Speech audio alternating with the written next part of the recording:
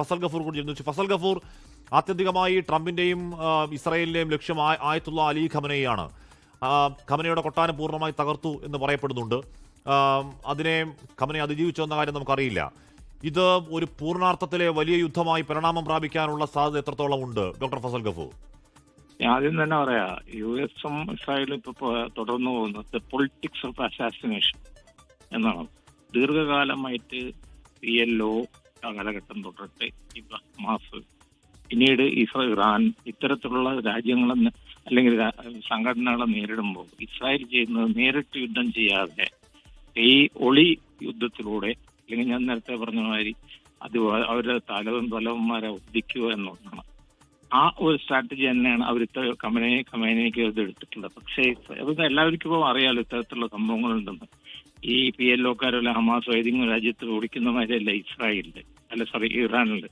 അപ്പൊ അതിനുള്ള അണ്ടർഗ്രൗണ്ട് ആയിട്ടുള്ള തുരങ്കങ്ങളും മറ്റുമൊക്കെ അവിടെ സ്ഥാപിച്ചു കാണുമ്പോൾ അവർ രക്ഷപ്പെടാനുള്ള സാധ്യതകൾ വളരെ കൂടുതലാണ്. അവരും ഇതൊക്കെ പഠിച്ചു വെച്ചിട്ടുണ്ടല്ലോ ഇങ്ങനെയാണ് ചെയ്യുന്നതെന്നുള്ളത്.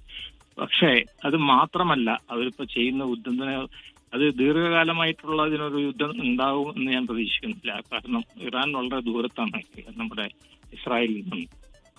വലിയൊരു രാജ്യമാണ്, കാരണം അതിന് ഒരുപാട് സ്ഥലമുണ്ട്, മനസ്സിലല്ലേ.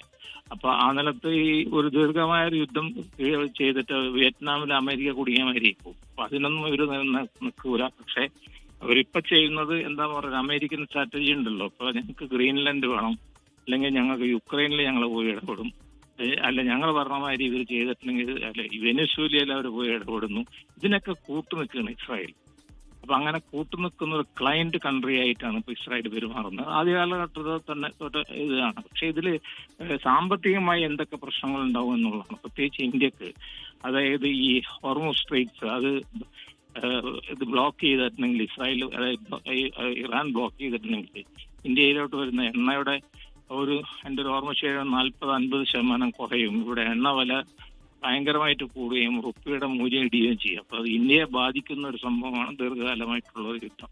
അതാണ് എൻ്റെ അഭിപ്രായത്തെ പറ്റി. ഫസൽ ഗഫൂർ, അതിനോടൊപ്പം ഈ ഗൾഫ് രാഷ്ട്രങ്ങളിലേക്കാണ്. ഇപ്പോൾ ഗൾഫ് രാഷ്ട്രങ്ങളിൽ അമേരിക്കയുടെ എയർബേസുകൾ ധാരാളമായി ഉണ്ട്. അങ്ങോട്ടേക്കൊക്കെ നേരത്തെ നമ്മൾ ആദ്യം കേട്ടത് ഖത്തറിലെ അല്ലുദൈദ് മാത്രമായിരുന്നു ഒരു വർഷം മുമ്പ് കേട്ടതെങ്കിൽ ഇതിപ്പോൾ ഖത്തർ മാത്രമല്ല, ബഹ്റൈൻ, അബുദാബി, ദുബായ്, ഇറാഖ്, ചുറ്റും കിടക്കുന്ന സ്ഥലങ്ങളിലേക്കൊക്കെ ഇപ്പോഴും ഏതാണ്ട് 2-3 മണിക്കൂറായി സ്ഫോടന ശബ്ദങ്ങൾ കേട്ടുകൊണ്ടേയിരിക്കുകയാണ്. അപ്പോൾ അതെങ്കിലും എപ്പോൾ അവസാനിക്കുമെന്ന് പ്രതീക്ഷിക്കാവോ ശ്രീ ഫസൽ ഗഫൂർ? അല്ല, അറബ് രാഷ്ട്രങ്ങൾ പഴയ കാലഘട്ടത്തിൽ ഒരു കാലഘട്ടത്തില് ഇറാനും ഇവരും തമ്മിൽ ആദ്യ കാലഘട്ടങ്ങളിൽ ഇറാന്റെ ഷാഡ കാലഘട്ടത്തിൽ ഇവർ അമേരിക്കയുടെ കൂടെയായിരുന്നു. ഇസ്രായേലിന് മാറിയതിനു ശേഷം അവർ യുദ്ധത്തിലൊന്നും പങ്കെടുത്തില്ല. ഈജിപ്ത് മറ്റേ പലസ്തീന് വേണ്ടിയിട്ടുള്ള ഒരു യുദ്ധത്തിലും പങ്കെടുത്തില്ല. ഇപ്പൊ ഇവരിങ്ങനെ ആ ഏരിയയിൽ നമ്മൾ പറയാലോ ആ ഒരു പ്രാമുഖ്യം കൂട്ടാൻ ശ്രമിച്ചുകൊണ്ടിരിക്കുമ്പോൾ ഇപ്പുറത്തെ ഭാഗത്ത് ചെയ്തിട്ടുള്ളതെന്ന് വെച്ചാൽ അവർ സോവിയറ്റ് യൂണിയനെ വിട്ടുകൊണ്ട് കംപ്ലീറ്റ് അമേരിക്കയുടെ ഒരു ശിങ്കടി രാഷ്ട്രങ്ങളായി മാറിയിരിക്കുകയാണ്. ഇവിടുത്തെ ബേസുകൾ എന്ന് പറഞ്ഞാൽ ചെറിയ ചെറിയ രാജ്യങ്ങളായതുകൊണ്ട് ഇവർ മിസൈൽ അറ്റാക്ക് ഇറാൻ വിചാരിച്ചിട്ടുണ്ടെങ്കിൽ ഇസ്രായേലോ അല്ലെങ്കിൽ അമേരിക്ക ഇടപെടുന്നതിന് മുമ്പായിട്ട് ഒരു കാര്യപ്പെട്ട നാശനഷ്ടങ്ങൾ ഉണ്ടാക്കാൻ പറ്റും. പക്ഷെ ഈ ഒരു പുതിയൊരു ഡിപ്ലോമാറ്റിക് അതായത് ഒരു ഇസ്ലാമിക രാഷ്ട്രം എന്ന് വെച്ചാൽ ഇറാൻ ഒരു ഇസ്ലാമിക രാഷ്ട്രമാണെന്ന് നിങ്ങൾ മനസ്സിലാക്കണം. അപ്പൊ അതൊരു മൊത്തം അറബ് രാഷ്ട്രങ്ങളുടെ കൂടെ ചേർന്നുകൊണ്ടുള്ള പുതിയൊരു സ്ട്രാറ്റജിയാണ് വർക്കൗട്ട് ചെയ്തുകൊണ്ടിരിക്കുന്നത്. ചിലപ്പോൾ അതിനെ തകർക്കാൻ വേണ്ടി തന്നെ കരുതിക്കൂട്ടിയിട്ടായിരിക്കാം ഇസ്രായേൽ ഇത് ചെയ്തിട്ടുണ്ടാവുക.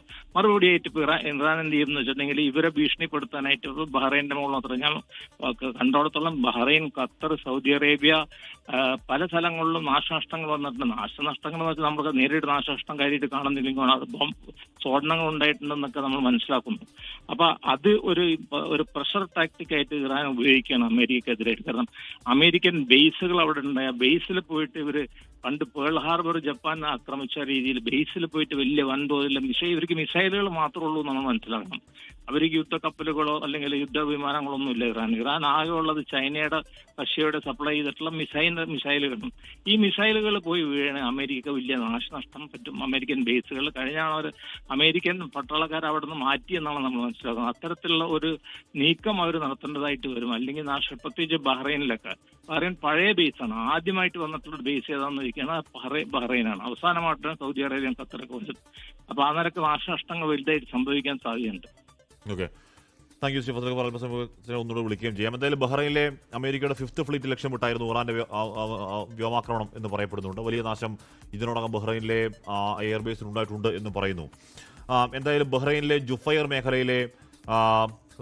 മേഖല റെസിഡൻസിനെ അവിടുത്തെ ഇന്ത്യൻ മിനിസ്ട്രി ഏതാണ്ട് പൂർണ്ണമായി ഇപ്പോൾ ഇവാക്യുവേറ്റ് ചെയ്യുകയാണ്. ജുഫൈർ കേന്ദ്രീകരിച്ച് 1-2 സ്ഫോടനങ്ങൾ ഉണ്ടായി എന്ന് പറയപ്പെട്ടിരുന്നു. ഇന്തോനേഷ്യൻ പ്രസിഡന്റ് അടിയന്തരമായി US ഇറാൻ ഡയലോഗിന് തയ്യാറാണെന്ന് ഇന്തോനേഷ്യൻ പ്രസിഡന്റ് പ്രഭാവോ ഇപ്പോൾ പറയുന്നു. റഷ്യയാണ് ആദ്യമായി അടിയന്തരമായി യുദ്ധം നിർത്തണം, ഇറാനുമേൽ ഇസ്രായേലും അമേരിക്കയും നടന്ന അസോൾട്ട് നിർത്തണം, അത് ഉണ്ടാക്കാൻ പോകുന്ന ദൂരവ്യാപക പ്രത്യാഘാതം ഉണ്ടാക്കും എന്ന് പറയുന്നുണ്ട്. തെഹ്റാനിൽ വ്യാപകമായ ആക്രമണം, തെഹ്റാനിൽ നേരത്തെ ഇസ്രായേൽ അമേരിക്കയുടെ വ്യാപകമായ ആക്രമണം, വലിയ നാശനഷ്ടം ഉണ്ടായിരിക്കുന്നു. അവിടെ ആയത്തുള്ള അലി ഖമനിയുടെ കൊട്ടാരം ഏതാണ്ട് അല്ലെങ്കിൽ അദ്ദേഹത്തിന്റെ പാലസ് ഏതാണ്ട് പൂർണ്ണമായി തന്നെ തകർന്നിരിക്കുന്നു.